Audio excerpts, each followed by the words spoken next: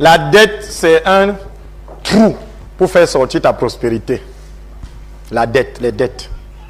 Je ne parle pas des dettes de manière absolue, mais les dettes de convoitise. Quand tu ne vis pas à ton niveau, c'est la malédiction. Et c'est souvent des dettes pour acheter des choses que les autres doivent voir. Là, c'est la malédiction. Les milliers, mais... Oh, sois béni. Non, ça ne doit pas te refroidir, ce n'est qu'une virgule. Tu dois être délivré. Dieu dit de te repentir. Si tu ne te repens pas de ça, et se repentir, c'est s'arrêter et faire demi-tour. Tu ne prends plus les dettes là. Ça va d'abord chauffer. Tu dois rembourser ce que tu as pris. Ne pense pas que Dieu va venir rembourser. Dieu dit qu'il n'a pas de dette. Ça veut dire que quand tu viens à lui, au niveau des dettes, il te repousse parce que lui n'a pas de dette. C'est pour ça que tu dois rembourser. Alors le miracle vient rarement là-bas. Parce que tu dois rembourser. Ou tu dois amorcer le remboursement. D'autres parties prennent pour rembourser. Tu manques, tu te séduis. Prenons un peu Habakkuk chapitre 2 du verset 6 au verset 7. Vous allez entendre ce que Dieu dit des dettes.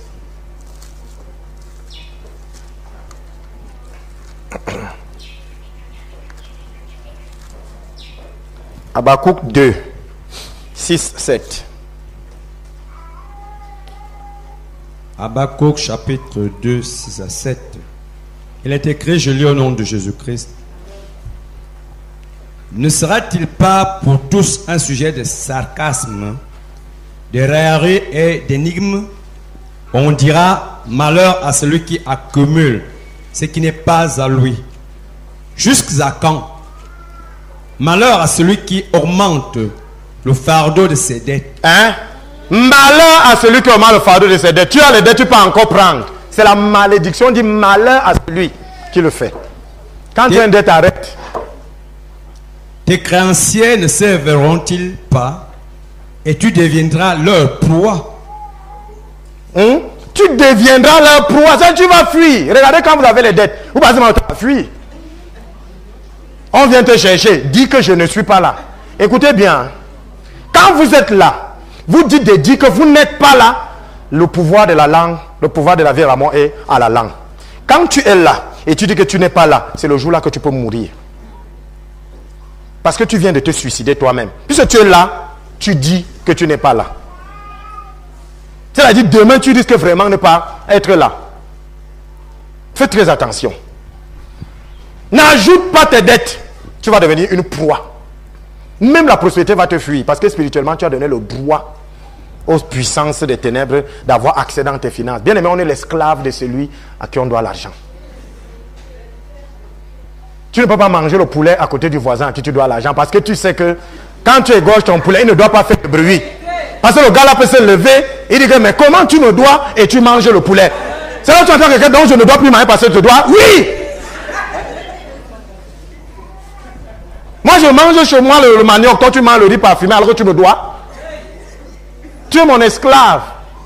Vous avez vu les esclaves manger plus que les maîtres? Glory be to God. Prenons Proverbe, c'est vrai que la virgule, hein? Proverbe 22, 26. Proverbe 22, 26.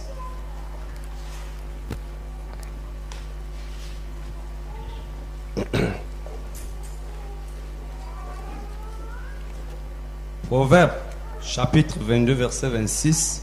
Il est écrit, je lis au nom de Jésus-Christ. Ne sois pas parmi ceux qui prennent des engagements, parmi ceux qui cautionnent pour des dettes. Donc même quand tu dis là que non, tu peux lui donner, dangereux. Tu as le même traitement.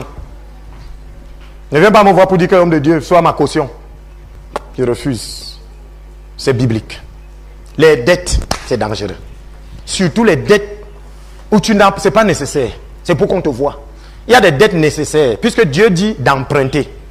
Il dit à ses enfants, donnez à ceux qui vous demandent. Donc il ne peut pas dire de faire quelque chose qui est mauvais. Amen. Et il nous refuse de prendre avec intérêt. Vous allez comprendre pourquoi. Dès que tu prends l'intérêt, quand tu donnes, c'est fini. Tu as détruit la bénédiction. Vous voyez? Donc, vous pouvez prendre des dettes pour des choses vraiment essentielles. Et prenez ça à la hauteur que vous pourrez rembourser. Vous comprenez? Mais on connaît le genre de dette que je dis là. Et où les bijoux. Quand tu prends une dette pour un bijou, c'est la malédiction. Pour les chaussures, l'habit. C'est quoi ça? Et tu pries Dieu qui rembourse ça? Attention. Donc, maudit soit celui qui ajoute le fardeau de ses dettes. C'est une malédiction quand tu dettes. On te contrôle. Tu peux m'avoir, tu lui donnes le droit d'avoir même les coups genoux avec toi. Oui, parfois tu trouves quelqu'un de très spirituel, tu lui dois l'argent, tu es une femme, il aura les coups genoux avec toi, puisqu'il a un droit sur toi. Il prend ce qu'il veut chez toi. Tu es esclave de celui à qui tu dois l'argent. Et il fait de toi ce qu'il veut. Quand vous êtes avec quelqu'un, c'est vous qui lui dites ce que vous voulez. Il vous dit ce que vous devez faire et vous le faites. Soyez bénis. Ce n'était que la virgule. Donc, si tu es dedans, répands-toi. Et c'est répandre.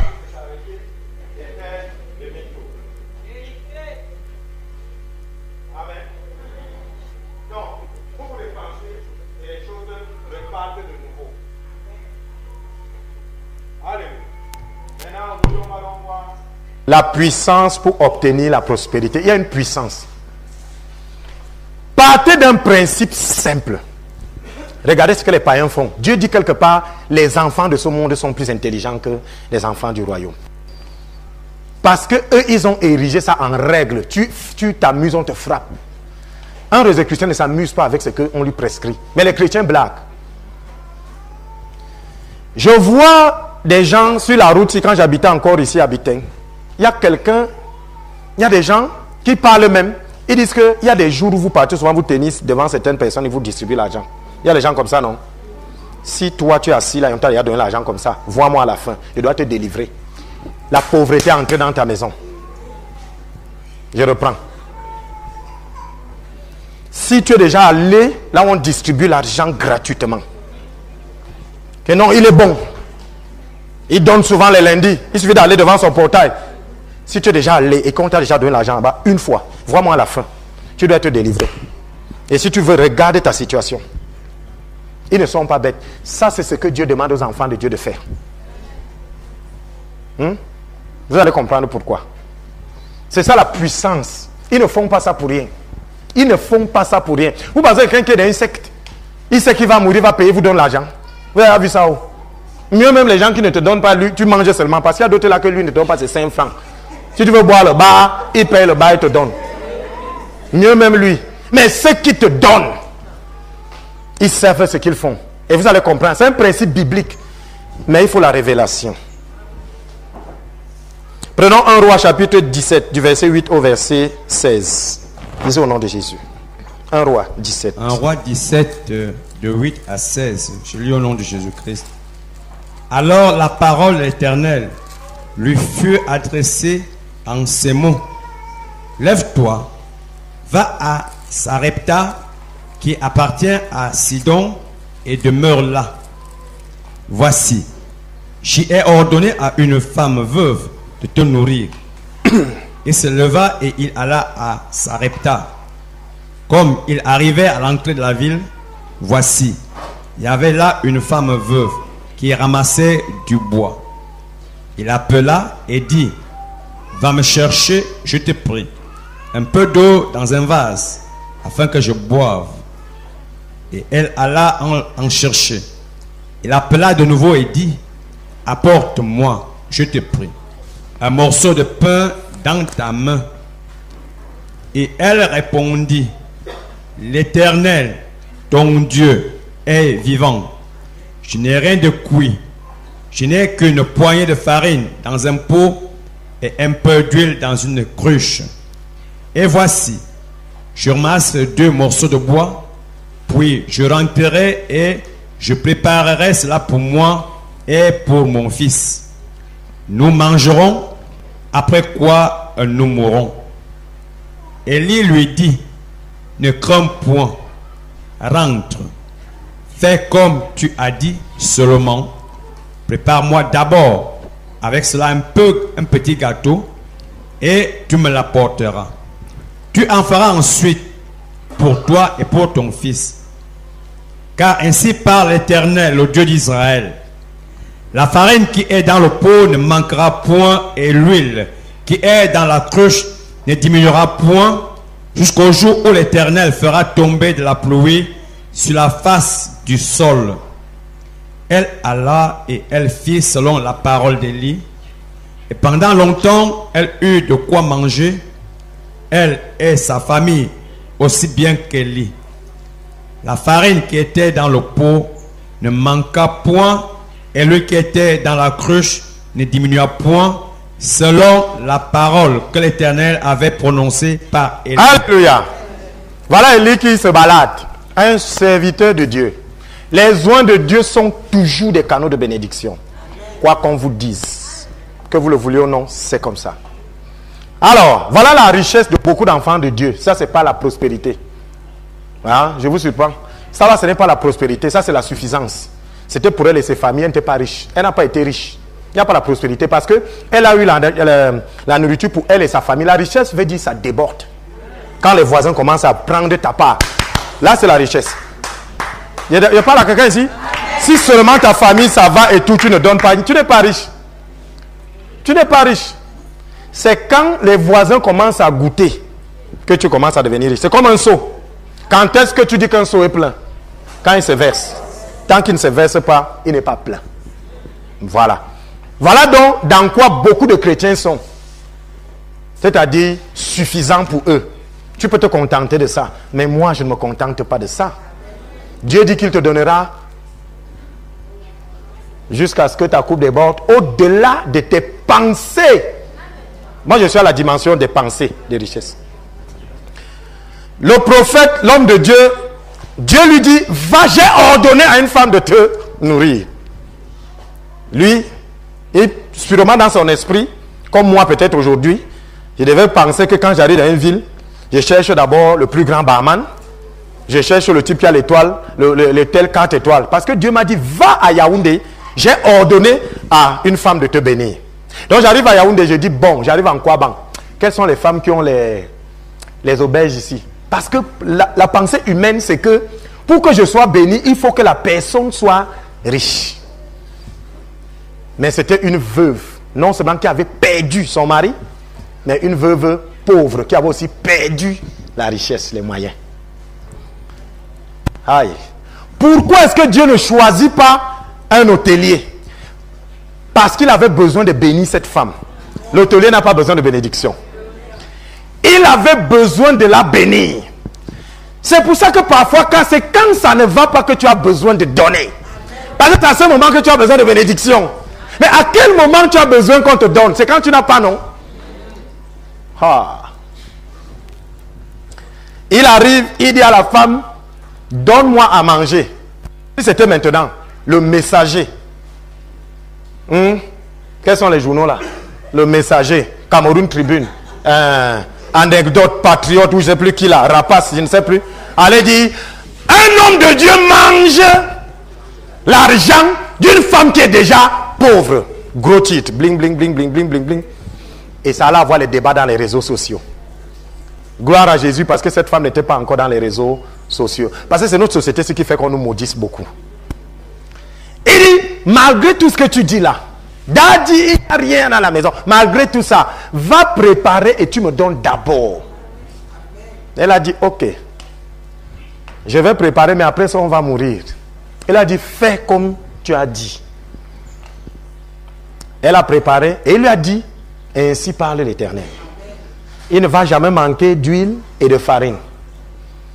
Ça veut dire que la femme, quand elle voulait préparer le matin, elle mangeait la farine, ça se remplissait. Ça, c'était suffisant. Tu venais lui demander quelqu'un de la famille, ça m'a. Donc, elle ne variait même pas de repas. Quand elle voulait varier, elle prenait, elle vendait pour acheter autre chose. Ce n'est pas trop la prospérité. La prospérité, c'est ce que tu t'as dit, tu as ce dont tu as besoin.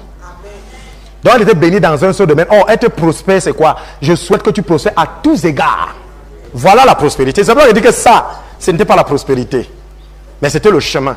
Parce que elle a fait un seul axe pour être riche. Un seul. Parce qu'il y en a deux. Par contre, je vais vous montrer ce que la deuxième veuve a fait. La deuxième veuve a fait, et la Bible dit que C'était terrible. Donc ici, elle a seulement fait une partie de ce qu'il faut faire. Elle a semé. Mais elle n'est pas allée récolter. Quand vous semez, hein, si vous ne partez pas récolter en brousse, ça se gâte. Hein? Quand vous semez, vous faites votre champ, vous êtes en ville, vous semez. Si vous ne partez pas récolter, ça va pourrir en brousse. C'est ce que beaucoup font. Ils sèment et ne partent pas récolter. Et je vais vous montrer comment on peut récolter. C'est ça la puissance de la prospérité. Je vous pose une question. Pendant que vous semez seulement avec combien de personnes? Vous semez seulement avec peu de personnes, mais quand vous récoltez, vous prenez combien de personnes? Voilà un principe de la prospérité. Quand vous semez avec peu de personnes, mais généralement quand vous récoltez, vous prenez beaucoup de gens, parce que la récolte est... Quelqu'un voit? Oh, on fait souvent l'inverse. Prenons maintenant la deuxième veuve pour voir la libération de la puissance. Prenons 2 Rois, chapitre 4, du verset 1, c'est 7.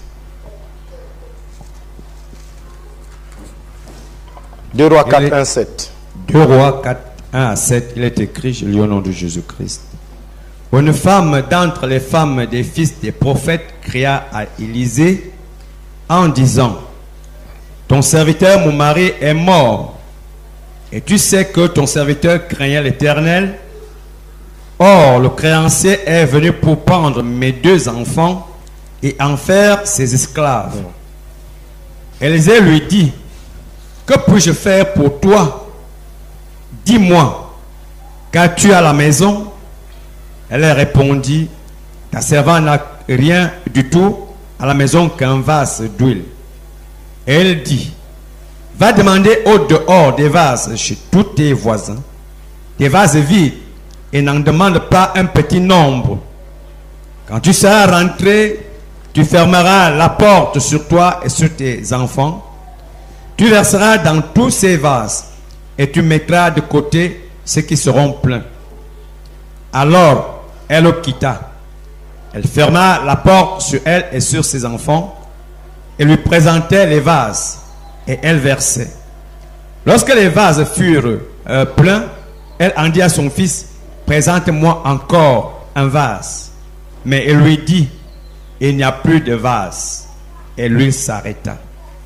Elle alla le rapporter à l'homme de Dieu et il dit: va vendre l'huile et paie ta dette et tu vivras, toi et tes fils, de ce qui restera. Le reste. Il y a un principe ici. La première, elle a fait son miracle dans sa maison. La deuxième, on lui dit de sortir, d'aller prendre les vases chez les voisins. Ok.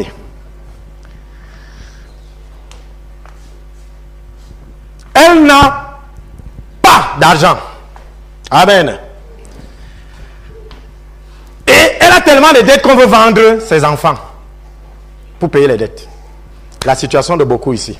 Alléluia. Le fait qu'on va expulser, on va te mettre hors à cause du loyer, tu vois que c'est quoi? C'est la même chose, même situation. Le prophète arrive, il lui dit: qu'est-ce que tu as? Elle lui dit: j'ai l'huile. Il lui dit, il aurait pu lui dire: prends les quelques vases que tu as là et tu vas vendre. Tu mets là. Il a dit: va dehors et tu prends les vases chez les voisins et tu arrives ici. La Bible dit qu'elle est allée chez les voisins, elle a pris les vases et on lui présentait les vases et quand les vases ont été remplis, l'huile s'arrêta. Ça veut dire que l'huile là devait couler au fur et à mesure que les vases devaient être nombreux.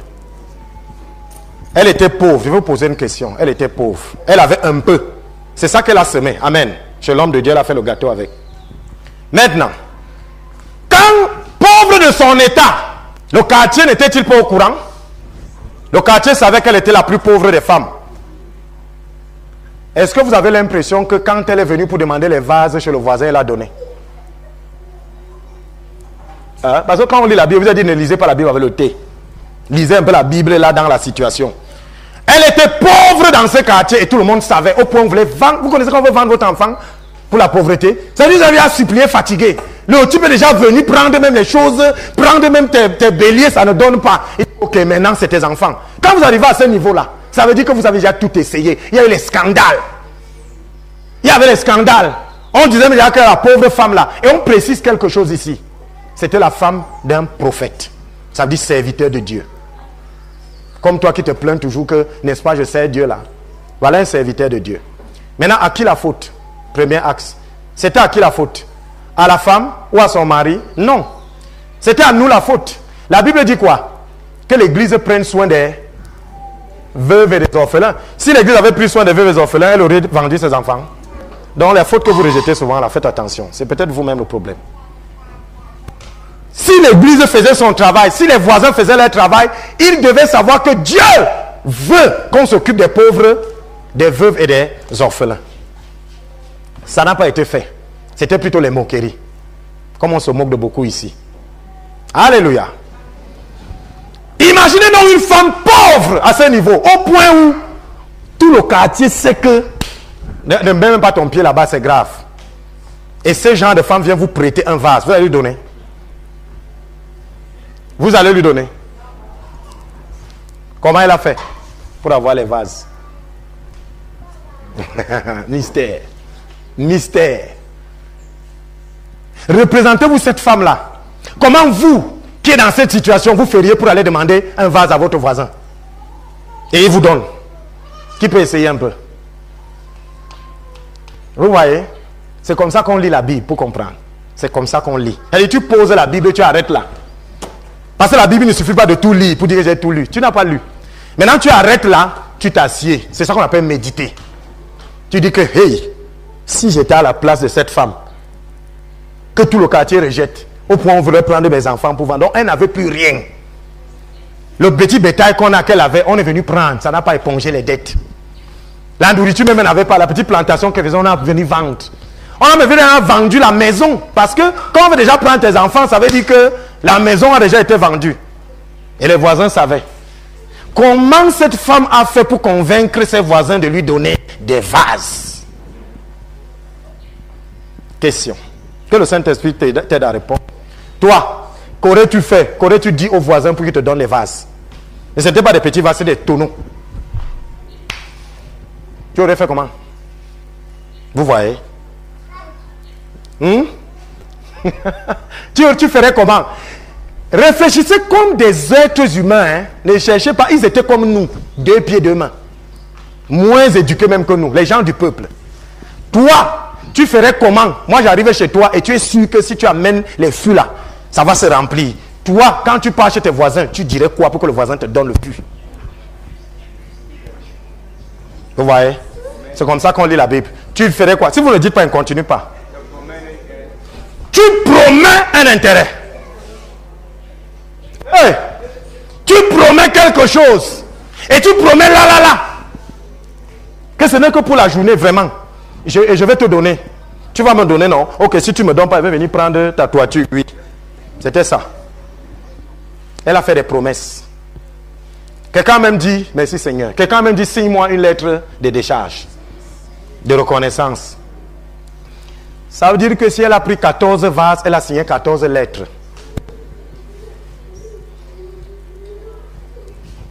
Et il a dit, le vase coûte 20 000. Donc si, moi je te loue ça. Je ne peux pas te donner, tu n'as pas 20 000 à me donner. Elle a dit non, je veux seulement que tu me prêtes. Il dit non, je te loue, parce que tu es trop pauvre. Tu fais comme ça, tu peux aller vendre. Et je n'aurai plus mon vase. Oui. Parce que là, on est déjà venu pour arrêter tes enfants là. Tu n'as plus rien. Et tu même dis là que c'est même toi que je voudrais. Signe. Elle s'est même vendue. Oui.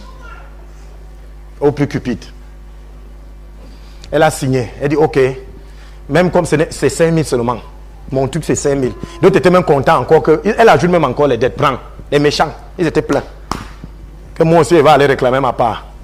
Quand on va même vendre ces filles comme esclaves là, c'est même bien. Elles coûtent cher. Je vais aussi aller prendre. Elle a signé 14 reconnaissances de dettes. À raison d'une reconnaissance à 5 000, ça fait combien? Ça fait beaucoup d'argent pour elle. Elle a dit à ses enfants, allez prendre. Ils sont allés, ils ont pris. Ça veut dire que quoi? chaque vase représentait une personne qui lui réclamerait les dettes. Chaque vase qu'elle a pris représentait une famille, non? Là où elle est partie prêter, non? Et les vases n'avaient pas les mêmes couleurs. Pour la famille, si c'était bleu. Pour la famille, si c'était noir. Pour la famille, si c'était rouge. Donc devant elle, elle avait bleu, rouge, noir, violet, blanc, bleu, quelque chose. Donc quand elle regardait chaque couleur, elle disait que oui, voici mes dettes. Elle a dit, son enfant lui dit que maman, tu vas pouvoir payer. Elle a dit que va, j'ai confiance en mon Dieu. Va prendre les dettes. Va prendre les vases. Ils sont allés, ils ont pris les vases. Elle s'est mise à remplir les vases.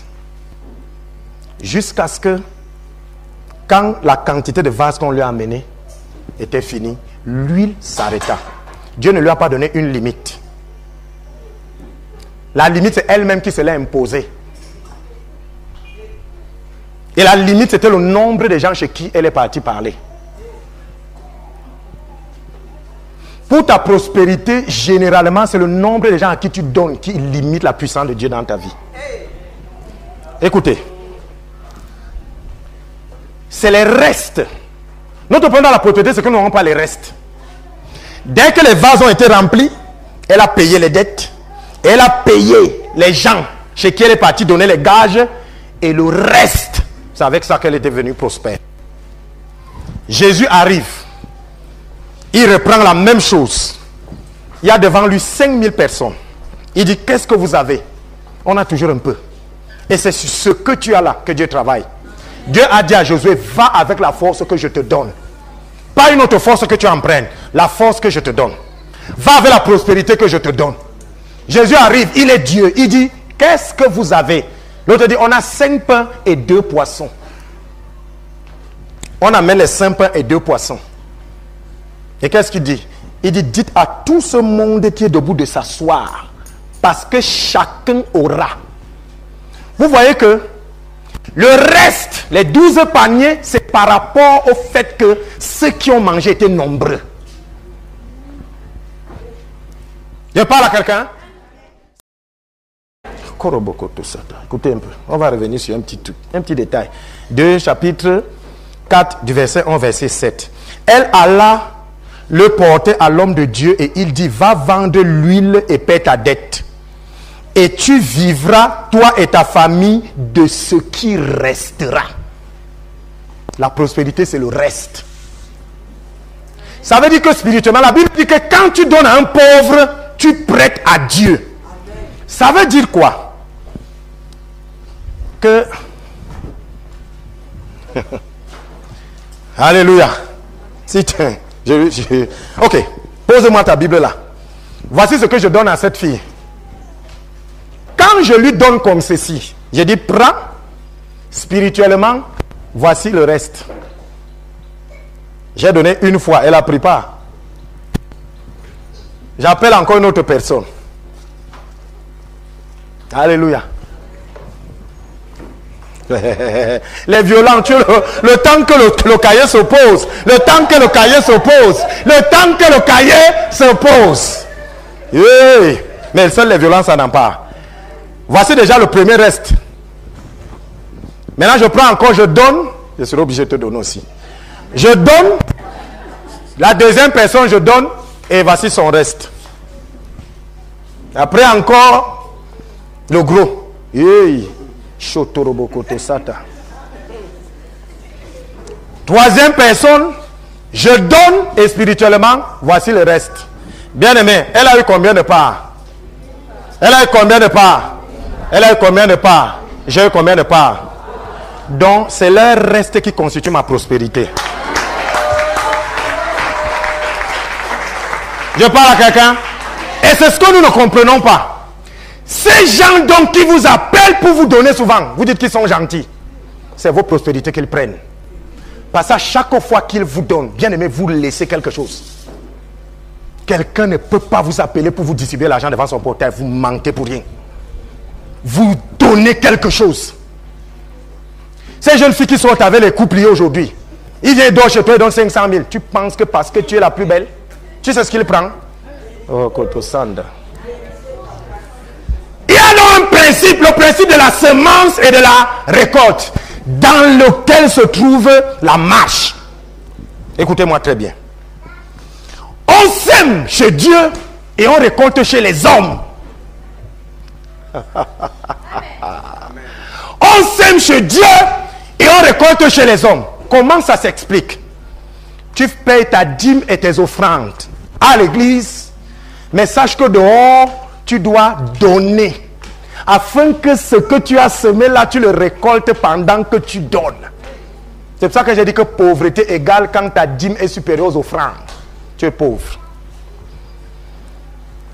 Parce que à chaque personne à qui tu donnes, à chaque pauvre à qui tu donnes, tu es en train de prendre les restes. Et les restes de quoi? De ce que tu as semé. Jésus dit, donnez-moi ce que vous avez. 5 pains et 2 poissons. On a semé chez Dieu qui est Jésus.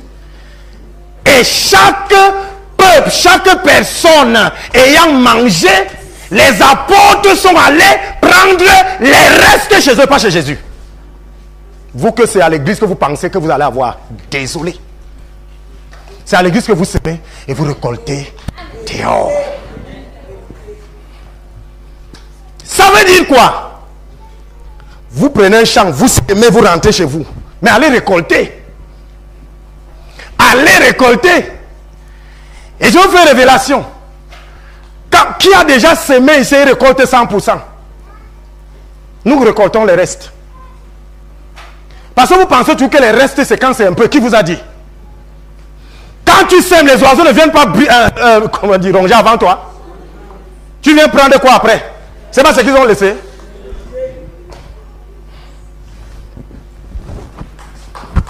Je parle ici aux gens. Tu sèmes le maïs. Tu vas trouver qu'il y a déjà des oiseaux qui ont commencé avant toi. Tu sèmes l'arachide. Tu vas trouver qu'il y a déjà les rongeurs qui sont passés avant toi. Donc tout ce que nous faisons, nous prenons les restes. Et c'est pour ça que le prophète lui dit, c'est ce qu'il restera que tu vivras avec. C'est pour ça que quand Jésus multiplie les pains, les apôtres ont pris les restes. C'est une loi. Je parle ici aux gens. Bien que vous ne récolterez jamais sans avoir donné. Vous croyez que vous les femmes là, vous les femmes aujourd'hui là, vous êtes quoi pour nous? On vous a pris où?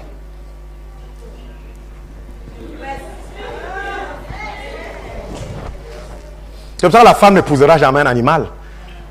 Parce que c'est de moi que tu viens. C'est un peu de moi qu'on a pris pour te créer. C'est ce qu'on donne que tu récoltes. Aujourd'hui, tu es l'os de mes os. Parce que Dieu a pris de moi pour te... Aïe, aïe, aïe. Shut up. C'est un principe. Toi qui ne veux pas adhérer à ce principe, tu seras pauvre. C'est pour ça que j'ai dit qu'aujourd'hui, tu es libéré. Jésus a dit, il y aura toujours les pauvres avec vous. Pourquoi? Parce qu'il y aura toujours les moyens par lesquels vous allez récolter. Enlever les pauvres d'un pays, je vous dirais que ce pays est pauvre. Alléluia. Amen. Donc la puissance de la prospérité réside dans le don que tu fais après avoir semé. Parce que c'est en leur donnant que tu récoltes les restes. Il n'y a rien dans ce monde que tu prends à 100%, c'est les restes. Dieu multiplie seulement tes restes. Il y a eu 12 paniers. Pourquoi? Parce que Dieu s'est soucié qu'il y avait 12 apôtres. Chacun devait avoir son panier. Et ils ont récolté après quand ils ont d'abord distribué. Les apôtres n'ont pas d'abord fait que quand ils avaient pris d'abord, ils gardaient. Non, c'est les restes. Ce n'est pas parce qu'on appelle ça reste que vous pensez que c'est vos restes. Il y a une femme, quand Jésus part, il trouve la femme assise à côté du puits. C'était quoi? C'était une Samaritaine. Jésus lui parle, il lui dit qu'elle n'a pas droit à la bénédiction. Qu'est-ce qu'elle dit? Elle dit quoi? Elle dit que les petits chiens viennent à la table pour prendre les restes, les miettes. Vous croyez que c'est quoi? C'est les miettes dont il est question, les restes. Si dans ce que tu fais, il n'y a pas de reste, tu ne seras pas prospère. Parce que Dieu veut toucher les gens au travers de toi. Ça veut dire que quoi? Regardez dans la différence de ces deux veuves. Une a préparé, elle est restée dans sa maison. C'est pour ça que ça s'est limité à sa maison. Mais l'autre est sorti, aller contacter les voisins et faire des promesses. C'est pour ça que C'est dans chaque vase qui représentait quelqu'un qu'elle a versé l'huile. Parce que nous sommes les vases d'honneur. Donc chaque vase, c'était une personne où elle donnait. Et elle allait vendre, c'est les restes qu'elle est devenue prospère avec. Donc toi, qui porte seulement, tu viens mettre à l'église, tu fais la moitié du chemin. Sache aussi que c'est à l'église qu'on sème, mais on récolte par ton frère. Tu as déjà semé, tu dois donner à ton frère et à ta soeur. Maintenant, vous venez donc, le monde fait une partie et l'église fait une partie. Regardez le monde, ils ne connaissent pas la dîme et les offrandes, mais ils donnent. Tu entends que le Rotary Club est parti donner, vous pensez que c'est pour rien? Le Rotary t'a donné quelque chose? Tu veux voir où ta prospérité est restée? C'est là-bas chez eux. Ils font leur sacrifice à leur Dieu dans le noir, en donnant leurs enfants, et maintenant ils viennent récolter chez vous. Il est bon, hein? Il est bon, hein? Il suffit de partir là-bas lundi, il distribue, merci. Parce qu'il a beaucoup. Il n'a que 2 voitures. S'il avait vraiment beaucoup, il allait avoir 20. Il n'a que 2, parce qu'il a des contraintes. Et ne vois pas comment il te méprise là. Il te méprise là pour que tu ne comprennes pas. Tu es sa source de richesse. Parce qu'il récolte chez toi. Il a déjà semé. Il a un enfant mongol. Il a un enfant qui a 8 coups ceci. Il a des fous. Il a sa femme qu'il a déjà envoyée. Il a déjà que son impuissance. Il a déjà semé quelque chose. Maintenant il faut qu'il récolte. Et c'est en te donnant qu'il récolte. Je suis venu dire ce matin à quelqu'un que ta récolte a commencé. Je parle à quelqu'un.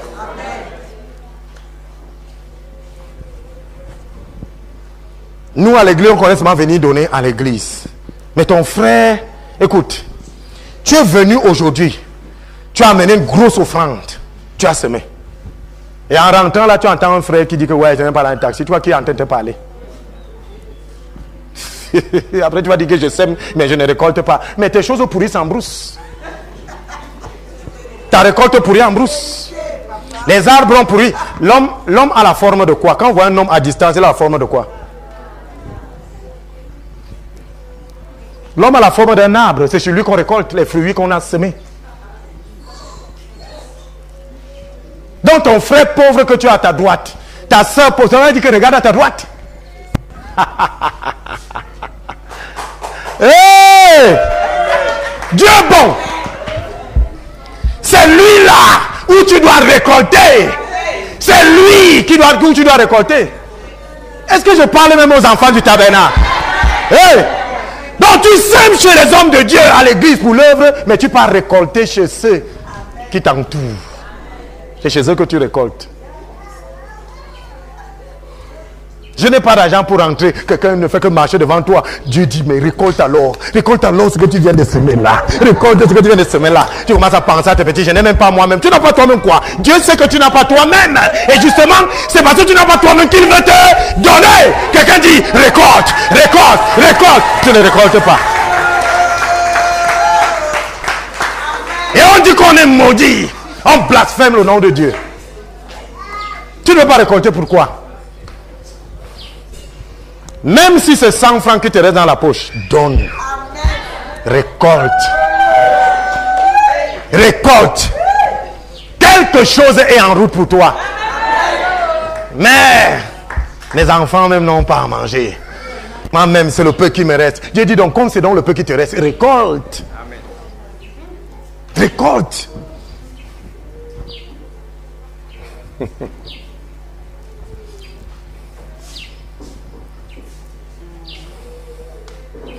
Prenons Genèse 26, 12.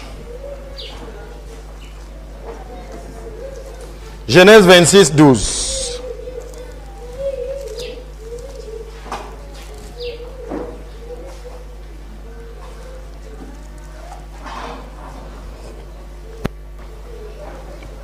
Genèse chapitre 26, verset 12. Je lis au nom de Jésus-Christ, il est écrit: Isaac sema dans ce pays et il recueillit cette année le centuple, car l'Éternel le bénit. Je prophétise dans ta vie. Cette année, tu récoltes ce que tu sèmes au centuple au nom de Jésus. Cette année, Au centuple au nom de Jésus. Et il y a quelque chose de très intéressant. On dit, Isaac sema dans ce pays. Il recueillit cette année le centuple quand l'Éternel était avec lui. Verset 13. Cet homme devint riche, premier niveau, et il alla s'enrichissant de plus en plus jusqu'à ce qu'il devint fort riche. À cause des semences. Et c'était la sécheresse. C'était au moment où il n'y avait rien. Comme là où tu es là. L'église ne doit pas être pleine de gens riches. L'église doit être pleine de gens devenus fort riches. Parce qu'ils sont venus pauvres. Vous qui vous plaignez que les églises dans les régions sont pauvres, effectivement, on est pauvre parce qu'on vient devenir fort riche. Mais malheureusement, le pauvre ne connaît pas récolter. Regardez bien. Vous savez pourquoi le pauvre ne connaît pas récolter? Quand un pauvre sème un champ, et que par la grâce de Dieu, il y a beaucoup, il a souvent peur d'aller devenir l'aider.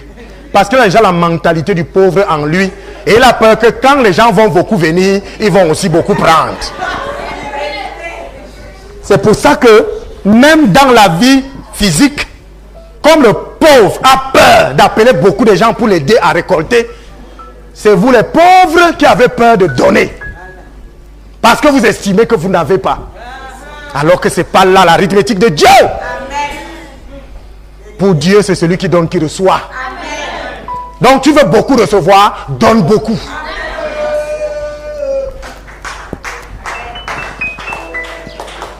Prenons le psaume 126, verset 5. Psaume 126, verset 5.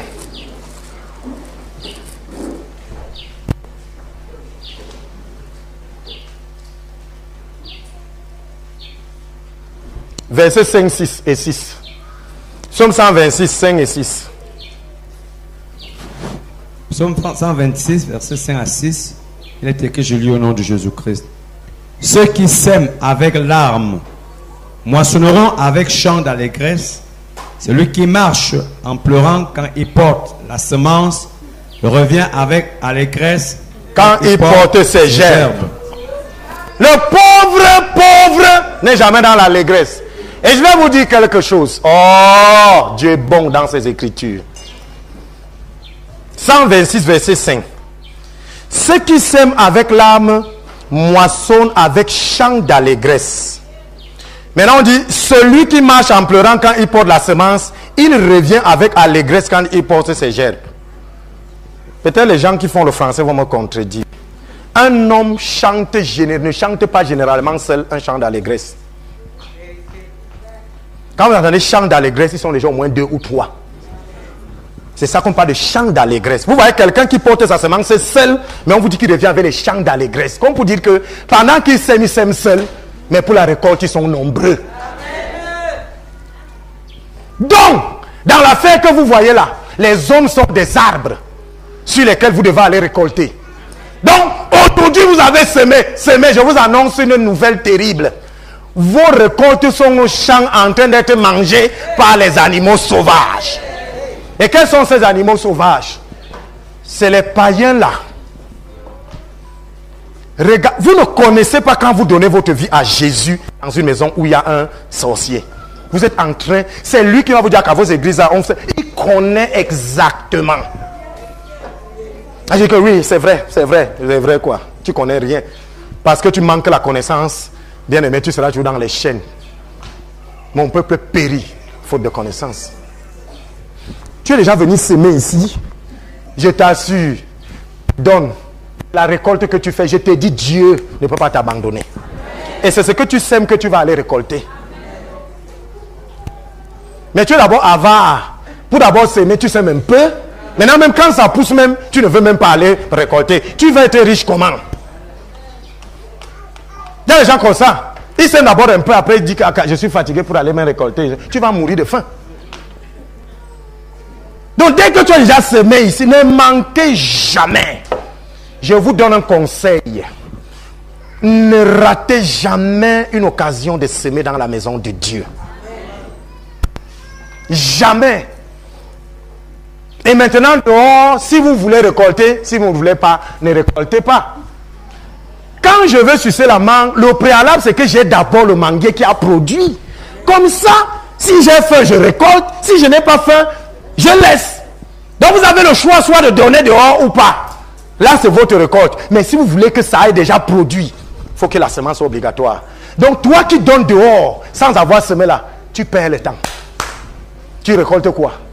Tu as semé quand? Non, moi je fais les dons aux orphelinats, je fais. Ah bon? Tu vas donc, depuis que tu donnes, tu es où? Tu récoltes donc quand? Où? Comment? Non, je donne aux nécessités. Je donne. Oui, c'est vrai, c'est bon. Mais tu es en train de récolter où tu n'as pas semé. C'est pour ça que je vais venir. Maman vient. Maman vient. Tel vient. Allons un peu dans tel orphelinat. Allons donner. Vous m'accompagnez. Vous comprenez? Si nous trois, on part donner dans un orphelinat, moi, je sais que j'ai déjà donné à l'église. Vous trois, même si je vous dis non, allons donner. Chacun donne quelque chose, on achète. En vérité, vous m'accompagnez. Parce que c'est moi qui pars récolter où j'ai semé. Toi, tu pars récolter que tu as semé où? C'est pour ça qu'on imite. On ne peut pas venir te dire qu'on va faire les dons. Le tabernacle va aller faire les dons demain. Et on veut les gens qui accompagnent. Tu viens aussi couiller en couillant. Tu viens avec ton paquet, tu donnes. Tu as d'abord semé quand? C'est pour ça que vous accompagnez. Les chrétiens deviennent des accompagnateurs. Quelqu'un dit que Seigneur, je suis venu accompagner un seul terre. Oui. Oui, tu es venu les accompagner. Pas tu es venu être spectateur. Frère, on est en train d'aller donner, le tabernacle est en train d'aller donner les dons dans un orphelinat là. Ah, on donne quoi? Même si tu as 5000 là, tu donnes. Tu viens, tu donnes. Allons. C'est même toi qui porte le plus gros paquet. Tu donnes à la mère que voici ce que le tabernacle a donné. Moi, l'homme de Dieu, je suis là en essai. Je dis que allez donner. Parce qu'au fur et à mesure que tu donnes, je dis Seigneur, merci pour la récolte. Merci. Merci. Parce que quand il y a les récoltes, désolé, les fruits n'appartiennent pas à ceux qui cueillent. Les fruits appartiennent au propriétaire qui a semé. Donc toi qui es en train de leur donner là, tu es un cueilleur. Dès qu'on va rentrer là, dans le spirituel, tout ce que tu as cueilli là va venir dans mon sac. C'est les lois. Et je vous dis, ça ne se modifiera pas à cause de vous, ni de vos pleurs. Ça ne se modifiera pas. Et ils ont compris ça dehors. Quand ils font leur sacrifice dans la nuit là, vous êtes là? C'est pour ça qu'on s'aime avec les larmes. Et ils savent. C'est pour ça qu'on leur demande les enfants qui aiment le plus. Ils pleurent. Ils ont appliqué ce principe dans la lettre. Et ils disent qu'on s'aime en larmes. Dieu dit ceux qui s'aiment en larmes, c'est une loi. Quand ils s'aiment les enfants, qu'ils aiment le plus, ce n'est pas les larmes. Et quand ils récoltent, vous vous plaignez sur quoi? Vous le faites, vous ne le faites pas. Chez toi, tu vas prendre la chose que tu n'utilises pas. Où sont les larmes? Et puis tu vas aller chercher à récolter le diamant. C'est où là? On est où là? On est où là? Tu sèmes la banane, tu vas aller récolter le diamant. Comment? Chokran. Désormais, quand tu enlèves pour donner dehors là, rassure-toi que dedans tu as déjà d'abord donné. Parce que le dehors, quand tu donnes, en fait tu es en train de récolter, tu ne donnes pas. C'est pour ça que Jésus a dit que seul Dieu est bon. Ne pense pas qu'en donnant aux gens, tu es bon. Parce qu'en donnant dans le spirituel, tu ne donnes pas. Dans le spirituel, quand tu donnes, tu es en train de vouloir récolter. Tu as semé où? C'est pour ça qu'on dit que c'est Dieu qui est bon, parce que c'est Dieu lui qui te donne. C'est pour ça que Jésus a dit que je ne suis pas bon, c'est Dieu seul qui est bon. Donc tu ne peux pas être bon. Tu te séduis quand tu dis que tu es bon. Tu vas donner dans les orphelinats. Moi je donne dans les orphelinats. Moi je donne dans les écoles. Je donne à ceux qui ont faim. Ah bon? Tu es en train de récolter, tu ne donnes pas. Tu récoltes, tu as semé quand? Tu as semé dans le champ là, tu es un voleur. Puisque tu veux récolter là où tu n'as pas semé. Tu es un voleur. Tu arrives à l'église, tu trouves que la semaine prochaine on n'a pas donné les dons. Tu te mets dedans. On donne les dons en fin d'année. Alors que toute l'année, dons, offrandes, il n'y a rien que tu connais. Tu viens le 25 décembre, le tabernacle n'est pas déjà donné pour l'année. Toi aussi tu viens. Alléluia. Oh.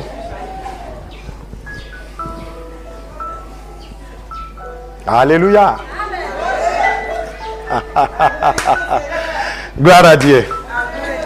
Ce matin, je suis donc venu te donner le secret de la prospérité. Tu sèmes dans sa maison et tu donnes dehors. Alors, pendant que tu donneras, tu seras en train de récolter. Et je te dis au nom de Jésus que ta prospérité sera grande. Ne te positionne plus chez n'importe qui veut donner. Pose-toi une question, pourquoi on me donne? Bien aimé, on dit que c'est à la sueur de son front qu'on mange, c'est une loi. Tu pars, quelqu'un te donne, où est la sueur là? J'ai bien peur que toi-même tu seras la sueur. Donc désormais, viens, je te donne. Tu me donnes pourquoi? Je suis gentil. Ah bon? Je suis bon. Ah bon? Seul Dieu est bon. On est au tabernacle. On va aller donner les dons. Maman, viens, on part. Homme de Dieu. Je n'ai rien donné à l'église. Je vais aller semer.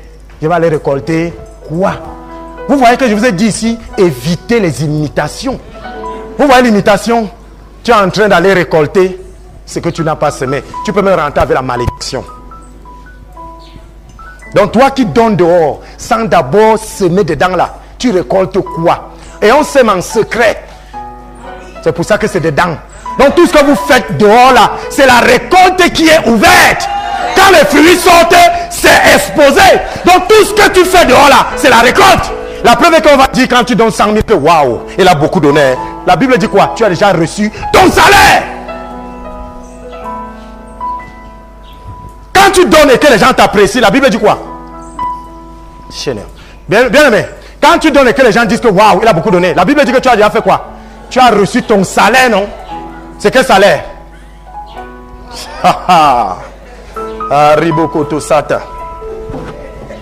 Tu as déjà reçu ton salaire.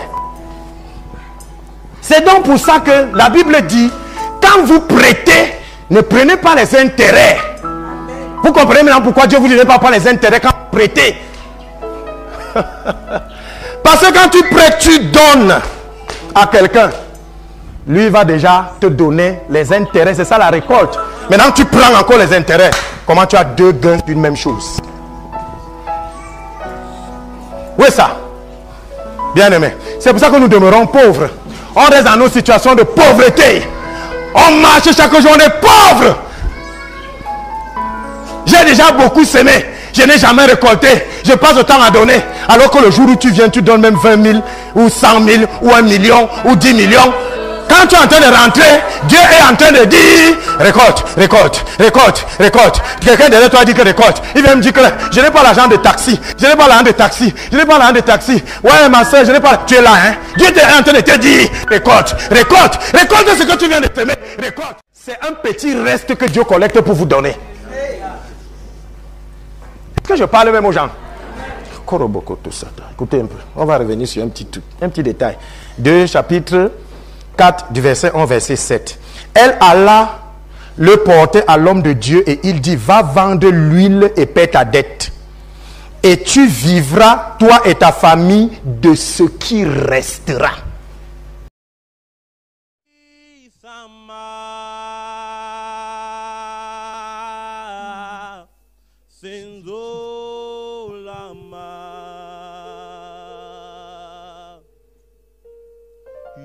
Zambe na biso Yahweh o Zambe.